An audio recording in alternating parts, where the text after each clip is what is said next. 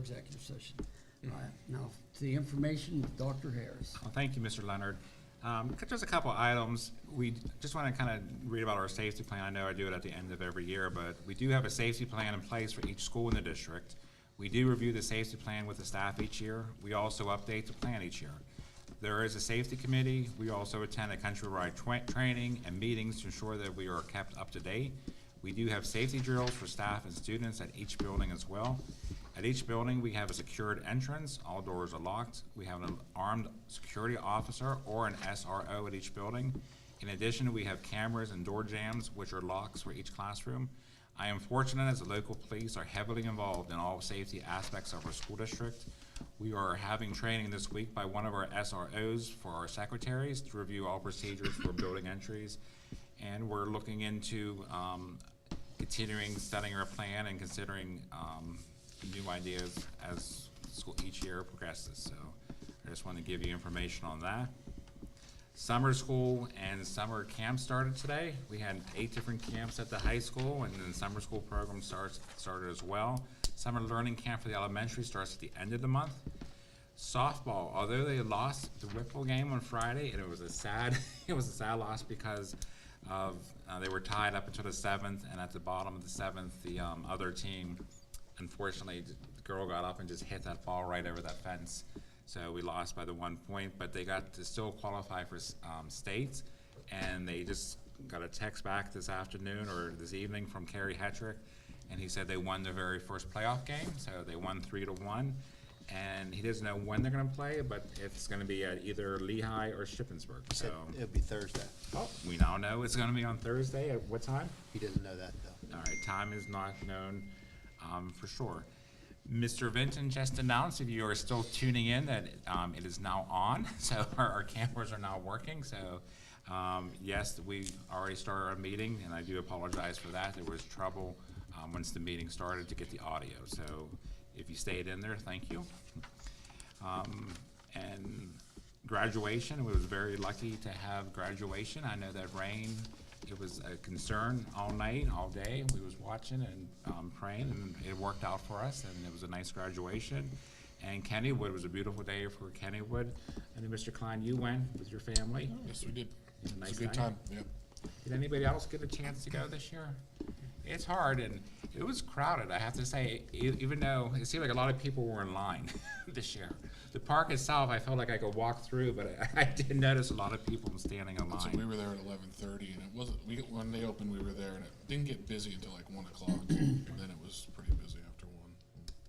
I had left to go to the softball game, because it was, both things happened to be in the same day. That tends to happen sometimes, every event's on the same time. But I do appreciate that.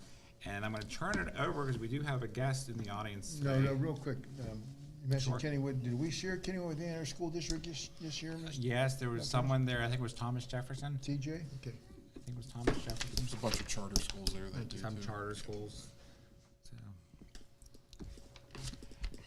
And I'm returning to Mr. Lager, because we have a guest. If you want to introduce him? Yes, certainly.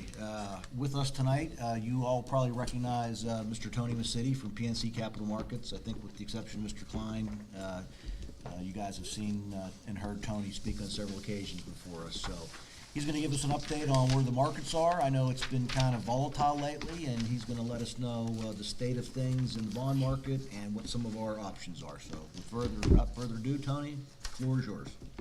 Thank you, Mr. Lego. Thank you. And good evening, everybody. Good evening. Hope all are well. And as the lead-in about market update and opportunities, usually and it's really out of sync, if you will, because we're usually here, market presenting a lot of opportunities. We have our fundings. We're issuing at low points in the market. Well, it's been a very interesting ride since about the second week of January. The Federal Reserve had spoken about raising interest rates to make sure that we were coming out of the pandemic-induced easing and monetary easing situations. And they started to talk about that last year. And the market adapted to that, and they knew it was coming, and they started to realize it was coming a little sooner than the originally projected 23, 24 timeframe, that it would be accelerated. And as the market digested that, we saw rates tick up a little bit in November and through December, but then it really plateaued. Then inflation started to hit in December, really kind of November into December, and those numbers just kept going. December, January, February, and with that came the anticipation that the Fed was not only going to start reacting much quicker, but to higher degrees. So not just a 25 basis point accommodation in their interest rates, but rather 50 to 75 at a time. So the market on its own started to adjust to that anticipation, and thus we saw a significant change. Really, the kickoff began as early as mid-January to the end of January. And the material that I passed out in front of everybody, it really, page 3 really tells the story there. And if you look at the graphs on the top of page 3, visually, I think that really explains what occurred. You can see at the bottom of the upper left chart is the tax-exempt yield curve. The red dashed line is where we were exactly a year ago. And the solid, thinner, dark green line, that's where we were 6 months ago. So even as far back as last November, we were hovering pretty near historic lows. Now you look at the dark green line and the green dashed line above. 1 month ago, we were even higher than we were today. But you can see the dramatic difference. And if you look on the bottom, on average, the tax-exempt yield curve is off, round numbers, 150 basis points. We've gained back almost 50 basis points over the last 2 weeks, say. Probably a little bit less than 2 full weeks, about 10 trading days. We were able to actually come back down a little bit on tax-exempt rates, close to 50 basis points. But at one point, we were almost off across the curve, close to 200 basis points. So 2 full percentage points, rates went up since the second week of January. And when you look at that, that's approximately 90 business days, give or take, and rates just skyrocketed. With that went refunding opportunities. With that went issuing in the low rate environment. And along with that, which we'll get to in a moment, was also kind of a perfect storm of fixed income investors sitting on the sidelines. Some didn't really have the cash to put back to work because so much cash from the investor themselves or the individual themselves. They were just holding the money away because they did not know which asset class to go into. We saw equities come down significantly from the highs of December, and everybody was afraid that interest rates were going to keep going up. Why would I buy in now? I should just wait, hold my cash, and buy in when rates hit their peak. So we kind of saw all of that kind of exchange going on, if you will, and really the true asset classes that held serve were kind of your commodities, your golds, your oil, obviously, as witnessed not only per barrel, and it's made its way to the pump. So that's where investors had flocked into commodity, and we're still waiting.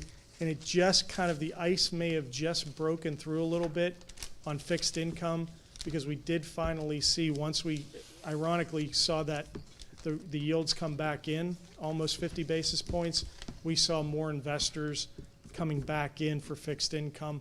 Not a parade, if you will, but we did see a little better interest from investors. So, and that's really what page 3 is about, is just the dramatic change. And you can see it numerically on the bottom, what's happened over the last month, last 6 months, and last 12 months. And just to touch on the taxable side, on the right-hand side, the upper right-hand corner, taxables went up even more dramatically, especially in the short part of the curve, where you can see it's well over 200 basis points from 12 months ago on the short part of the curve.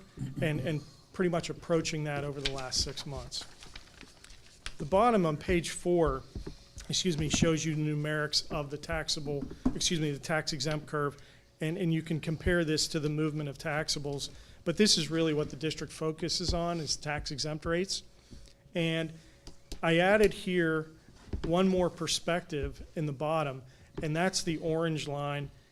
That's the 10-year average of where rates have been. And you can just visualize how dramatically and how rapidly that the current yield curves have not only gone above where we were a year ago, but have gone above the 10-year average, and that the yield curve is flattened out. And that is really a signal of kind of economic conditions and what is being predicted for economic conditions. And you may have heard there is a dynamic out there that an inverted yield curve is usually a precursor to economic recession or economic downturn. And a lot of market pundits have seen that.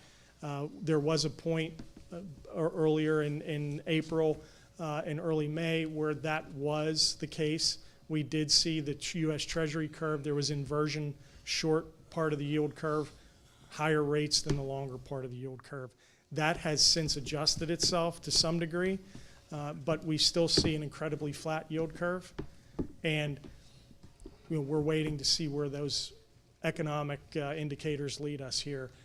If we would hit into an economic downturn, whether it be a slowing or a full recession, most likely we would see these interest rates dramatically fall again, as they would want to see the economy get jump-started. So that would actually, interest rates and borrowing is somewhat of a contrarian stance, where when economic conditions are slow or a little bit in the recessed position, that's when rates are good and that's when it's time to borrow. So that's what we're keeping our eyes out for the district and all of our clients, is making sure that we're on top of where interest rates are headed and when the opportunities present themselves. Page 5, just to sum up on the market, that is the indicator of fixed income investor interest and demand for municipal bonds. And as you can see, whenever those bars on the graph at the top are blue, that's money coming into the market. That's demand for fixed income. And you can see that every time that's blue, you can see the green dash line, which is the 10-year average interest rate for tax-exempt bonds. That's lower. The demand obviously drives the yield down. So we're looking at it and seeing, okay, over the last couple of years, except for the onset of the economic shutdown from the pandemic, which is that large red bar, which occurred March of 20, the economy started to realize that the shutdown needed to turn the other direction. Investors were still heavily interested in fixed income, and you saw that demand quickly go back above positive and recoup. Then we started to see the inflationary pressures, and that's where folks shy away from fixed income. Inflationary pressures basically lessens the ability of that interest rate for purchasing power. They want to wait until the interest rate is high enough to match inflation or exceed it, where they can get back into fixed income. And there you see on the right side of that chart, the red bars started to come back into play in January, February, March, April, May. We've had down months for the entire 2022 so far. At the bottom, you can see at the very bottom right-hand side that for full year to date through May, $74 billion has come out of municipal bonds, fixed income. Investors, again, just sitting on the sidelines, awaiting a firm direction on interest rates. And we're hoping that we've kind of plateaued where we're at and started to come back the other direction. Any questions on the market at this stage? Okay. With that being said, page 7, again, that's the district's debt overview. And right now, 5 issuances outstanding with the series of 2012 only having 2 maturities left on it, so 2 more years on that issuance. And if you recall, that's the issue that kick-started this project here. And the district had very advantageous situation, not only from where the interest rates were. We started on kind of a down curve for historical lows. You know, it's scary to think that actually goes back basically to around 2009, 2010 timeframe. Rates were very low. We reached historic lows 3 times over that period, and the district was able to take advantage of that with the series of 12, 13, 14, 15, which were the phase-in of this project. And those were refinanced. It was hard to believe because when we issued those were at historical low rates. But believe it or not, rates went lower in 19 and 20, and the district was able to refinance the 13, 14, and 15 issues. The 12 issue was very short and at very low interest rates, so it never really made economic sense to refinance that, which is a good thing. That meant you were at very low interest rates. But the others, even though they were at historic lows, the rates got even lower. So the one issue is that has an opportunity to be refinanced is the 17, and the dramatic move in interest rates has depleted the savings potential there for the time being. That doesn't mean that refunding opportunity has moved away for good. The district can get right on top of that refinancing opportunity once rates accommodate and make it economically efficient for the district to pursue. And you can see that on page 8. That's where the current market is for the series of 17 refinancing. Unfortunately, it would result in DIS savings right now, which in short means that the rates that are currently on your 2017 issue are significantly lower than where the market is today, which is good. So you're holding low interest rate debt. That's fixed. If you don't ever refinance it, it's locked in. You know what the debt service is on that issue and that component of the overall debt portfolio. But again, as that moves down the yield curve and/or interest rates start to fall again, that refinancing opportunity will present itself one more time. And we'll also keep an eye out on the other issues because they still have optional redemption dates on the 2019 and the 2020 A and Bs. But those call dates are still down the road a little piece. But again, issue already refinanced once for economic benefit and at very low interest rates. But again, as they move down the yield curve and approach their call dates, we keep our eye on those refunding opportunities as well. So with that being said, I will move into the next project for the district. Again, using an estimated figure of about $40 million.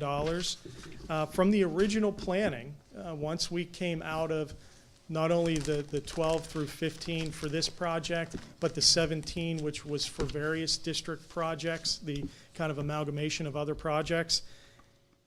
The discussion was once we get over the main hurdle of the debt service for this current project, we'd be looking at approximately $40 million, and that time frame puts you in around 2026 for that issuance for the next project, so that the district could stay relatively close to its existing annual debt service as a part of its budget, and still create room in the future again once the next round of projects begins. So it's really frightening to think about that we're more rapidly approaching the 2026 date than when the high school project started back in 12, but you're getting close. And this is kind of a snapshot at current rates of where, if that $40 million were issued at one time in 2026, what that debt service would look like. And as you can see, it would be an increase over the existing peak annual debt service that the district has currently, but you would be over that main hurdle of fiscal 2025, 26 timeframe. So you could layer that next borrowing, that next project, you could layer it on at minimal impact, and then again in the future start to create room should there be some ancillary projects out there. Now again, that was based on kind of the original thought of when the next project would start.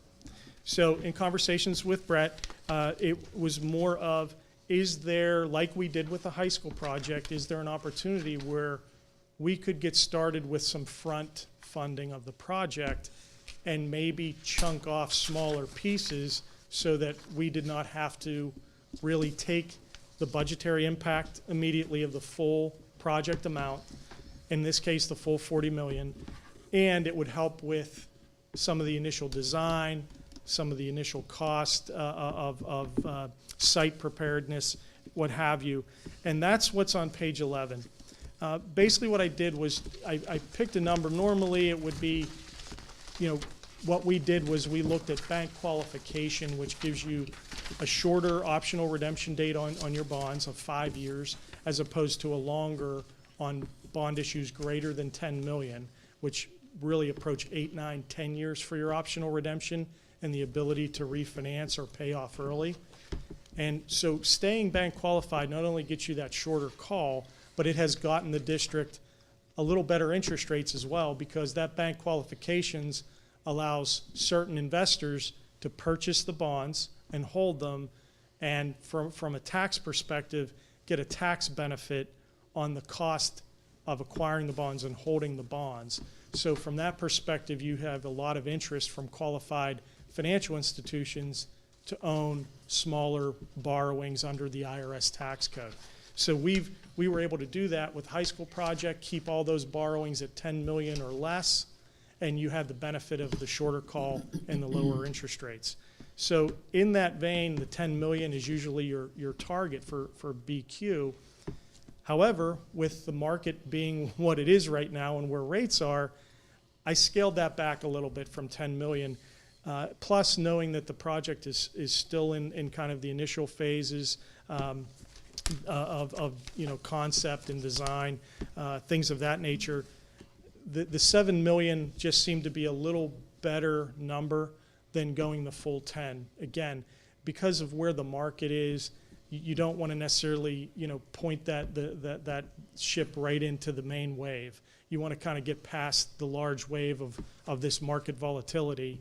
But if you needed to go into the market and get started, perhaps we start to see rates come back maybe late summer towards the fall. And it is, okay, we do need some capital to get started with the project. This is an example of where chunking off an initial approximate $7 million would put the district. And as you can see, you're now getting very close to getting over that peak debt service of 25, 26. And you could layer on a smaller issue now to get started and still stay approximately where you're at around the $3 million mark on your annual debt service within the district's annual budgeting. And that's what's displayed here. And again, with the same concept of layer that debt on and keep looking at opportunities as you go and as the construction schedule ramps up as to when you could borrow and continue to layer on and get that, you know, pieced into or phased into to the point where maybe, again, as with the high school project, maybe it's 3 issues this time, maybe it is you have the ability to go a full 4 issues. You're able to then layer in the project, get as many of the 10 million or under pieces as possible to maintain flexibility and that beneficial interest rate for bank qualification. So that's what's, page 11 is the graphical representation of that, and page 12 is the numerics. And again, you can see on the far right-hand side where even with borrowing now, and I apologize, the numbers are a little bit small to fit it on. But as you can see, you're still on the graphical side. You're going to stay right around $3 million, and that's with today's rates. And again, with the idea that each time you layer on, you're trying to layer as little as possible on your near-term peaks, and that's why we created that back end of open debt service, so you weren't stacking on top of this current project's debt service, where the annual debt service for the district, you know, could have at one point reached as high as $5 million. This plan of phasing in the projects permitted the district to stay within its $3 million range where it had been historically. So that is pretty much the market and where the opportunity is for the next new capital project funding. And again, Mr. Lego, we speak on the market and opportunities, and will continue to do so as the market changes here and the fluctuations occur.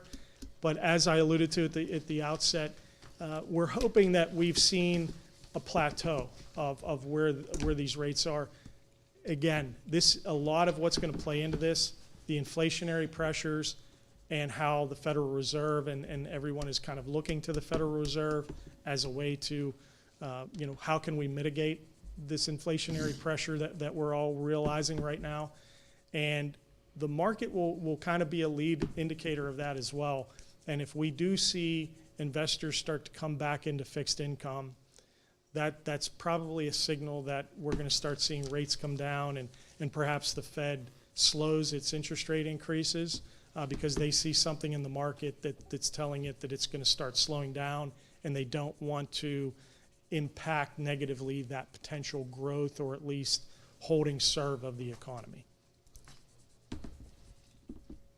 So, Tony, just for the board's, summary, we're really faced with a double whammy. First of all, $3 million doesn't get us what we could have gotten 6 months ago. And secondly, $40 million is not going to get us the same building that we could have got 6 months ago. So, you have the interest rate that's affecting us, and you have the inflationary pressure that's causing building costs to go up so much. So, not the greatest situation to be in right now. Correct. And we've noticed that with districts that were either A, had everything ready for their projects, significant projects, and they actually had to, in the 11th hour, borrow, not only impact their borrowing because of interest rates and affordability, but because of cost, the significant cost overruns. And I cannot emphasize that word significant enough. And the clients that I've seen myself or my colleagues at PNC have seen, some projects scaled back almost to the tune of $30 million. $140 million projects, one scaled back down to about $110 million for the same annual debt service as what was being looked at just 6 months ago. We've also seen districts that might be maybe a step or two ahead of the timing as Penn Trafford, and similar sized projects, actually maybe a little bit less, where they expected their completion from their construction manager and all the bidding to come in and be maybe another $7 to $10 million to complete the projects that are 50% complete at this point. One district actually got their bids back, and they were $17 million higher than their bids. So they were not only seriously considering a redraw of that, and they have want rebid for that project, but it's just considering, do we just stop and take the money that we have, complete some other projects, and push that master project down the road another 3-4 years until they see things normalize. So you do have the extremes out there that between interest rates and construction, bidding, materials, inflation, it's impacted districts greatly.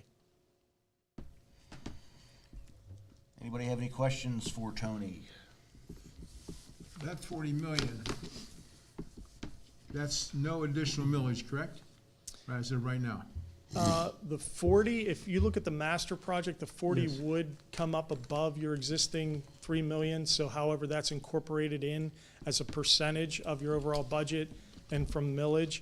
I think right now, if you stay anywhere in the 3 to 3.1 million, that's where you could stay pretty flat to your current millage impact. And would be eligible for $40 million. Yeah, That's what I thought. over time, again, over time. You might see a slight impact to it but we're trying to mitigate that as best as possible and keep that very, very close to the district's existing annual debt service. I like the layered approach, nicely done between both of you. That's why Tony's here. Now, no crystal ball. You said until this smooths out a little bit, until things normalize, I think is the term you used. Normalize, when, I don't see anything on the horizon with my limited vision where we're gonna normalize, maybe in at least 2 years. We're gonna have to have some major structural changes in this nation to get things to normalize. You are correct in that, Mr. Leonard. You're very correct in that. And that's looking at from where all the inflationary pressures are. As I mentioned earlier, when I use the term normalize, I'll put an asterisk next to that, because the normalization, if you will, is probably going to come as a result of an economic downturn. And that's where if you I'm just trying to recall, over the last 2 weeks, I think it is, we've heard from a number of the major bank CEOs. Obviously, our own CEO mentioned that, recession is probably on the horizon for the United States economy. The CEO of JP Morgan, mentioned the same thing. Elon Musk talked about, he doesn't have a good vision of the near-term U.S. economic situation. And a number of CEO business leaders have come out and said that. You've also heard that from the Fed, some of the people in the federal government, that they did not really gauge inflationary pressures properly, maybe didn't read it early enough. And when you get that mix, that's typically, you start to see a slowing of the economy.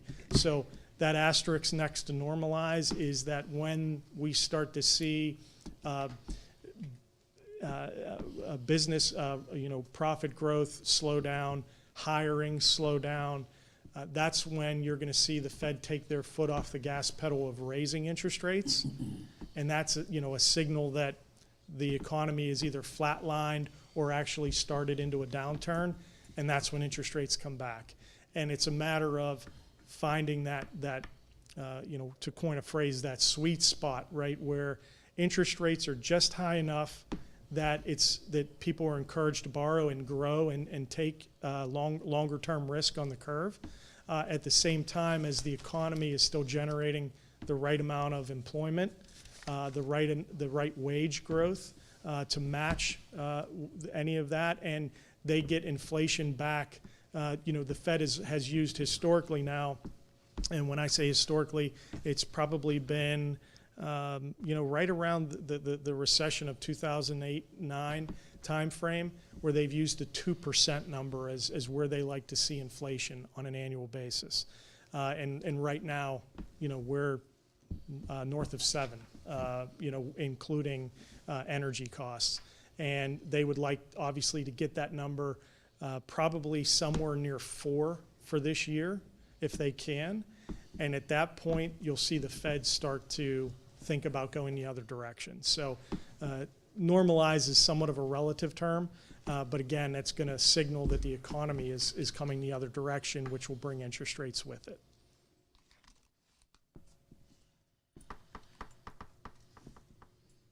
Anything else? This is a bit of a conundrum to try to decide what to do. We have been spoiled for the last 10 plus years in terms of where interest rates have been. There was a time many years ago when, you were talking 6, 7, 8% to borrow, and so we have been spoiled with these low interest rates, no doubt about it. So hopefully, the market calms down a little bit and we get back to a position where we think it's right to make a move. I'm sure you have your bat phone ready in case you see something that's unexpected. You get Brett right on the phone and say, your window's going to bother, and a new window developing. 30-second window. He always does, yes, he does. Absolutely. And again, it may be the case that could happen as early as later this year. I think we're starting to see the cracks in the armor right now, if you look at all the signaling in the markets. And if that does, then, we know that's kind of the lead into it. The other benefit to the phase-in approach is when you look at it is the dollar cost averaging of the overall project. And if you had to issue a smaller piece in current market conditions, okay, it's not ideal. Rates, as Mr. Lego just alluded to, we're not at the 6% levels or 5.5% where we once were, but we are higher than the historical numbers of recent 10 years.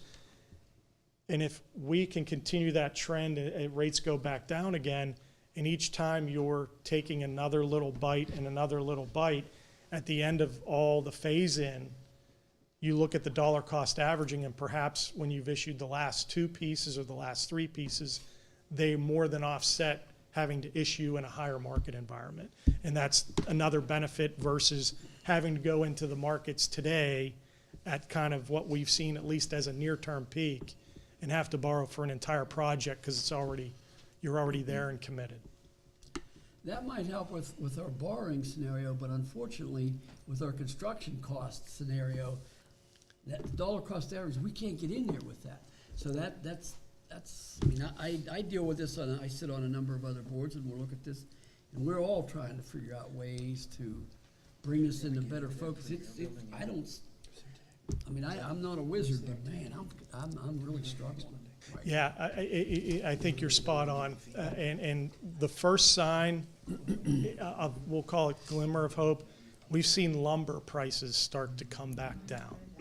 And so that's not the end-all be-all, obviously, because we're still not seeing that the metals, commodities, concrete, the construction, the labor cost itself. We haven't seen that in sum total kind of peak and come down just yet. But we did at least see the lumber cost start to turn and come down. And that's probably an indicator that a lot of projects were pushed pause. And so the demand started to fall a little bit. So if you use that as kind of, well, maybe there is that, as I said, kind of the kinks in the armor have started in this inflationary situation. And as demand starts to wane, we'll see all those prices start to drop. But the weighing of both sides, my debt cost versus my construction cost, what can I get for $1 borrowed? How can I leverage that into my project? That's imbalanced right now. So it is a waiting game from that perspective. Any kind of forecasting? Good luck. The forecasts have changed, and it's quite. I look at it as pure entertainment because they change every day. If you look at what all the pundits are looking to say the U.S. 10-year Treasury rate to be, and what the Fed is going to do with the interest rate increases, and at one point, February timeframe, January, February.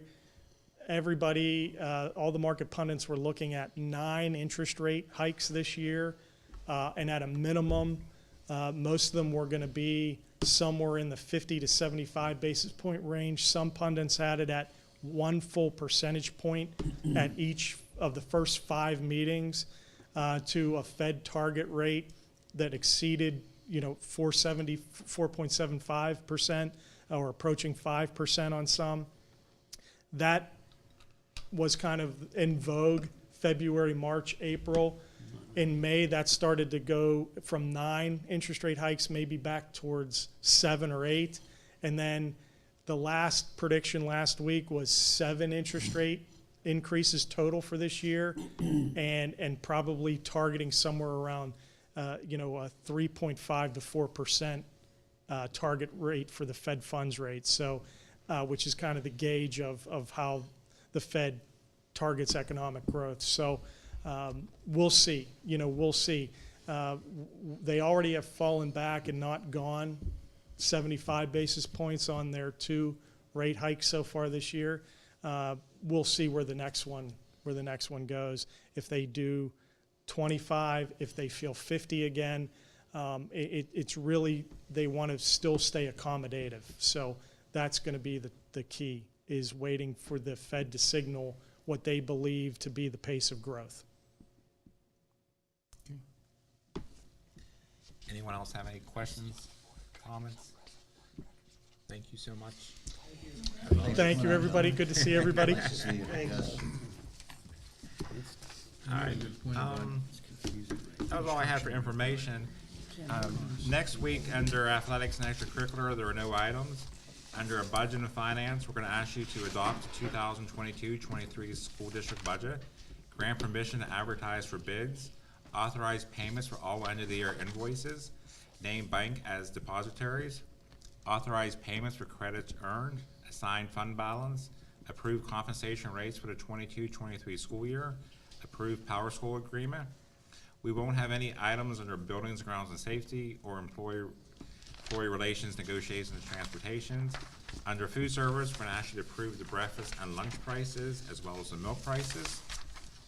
Under personnel and curriculum, we're gonna ask you to approve the personnel agenda, approve tentative assignments, employee, school physician, and dentist, as we do every year, accept and file tentative official ratings, extend supplemental contracts, authorize the administration to fill vacancies, approve flexible instructional day program, approve of the foreign exchange students. We have students coming from Japan and Italy, so we have 2 different ones.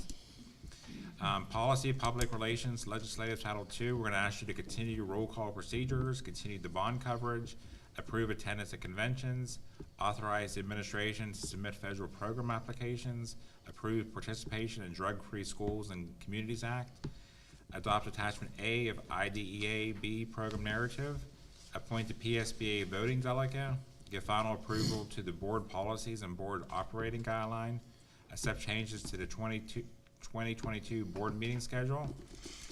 Under taxes, insurance, census, we're gonna ask you to set the millage rate, adopt a homestead and farmstead exclusion resolution, adopt tax resolutions, approve sale of property from the unsold property repository. We're gonna have a lot to do, and we're gonna also have 4 of our retired teachers coming too that night as well. And I'll turn it over to Mr. Leonard, because there's a recognition of visitors, but we do not have any. Yeah, we've heard from our esteemed visitor already, so we have no more visitors. So then, is there anything else that any other board member might want to bring up or have any questions before we adjourn? Hearing silence, I would entertain a motion to adjourn. We have a motion Second. and a second. All in favor, aye? Aye. Opposed, nay.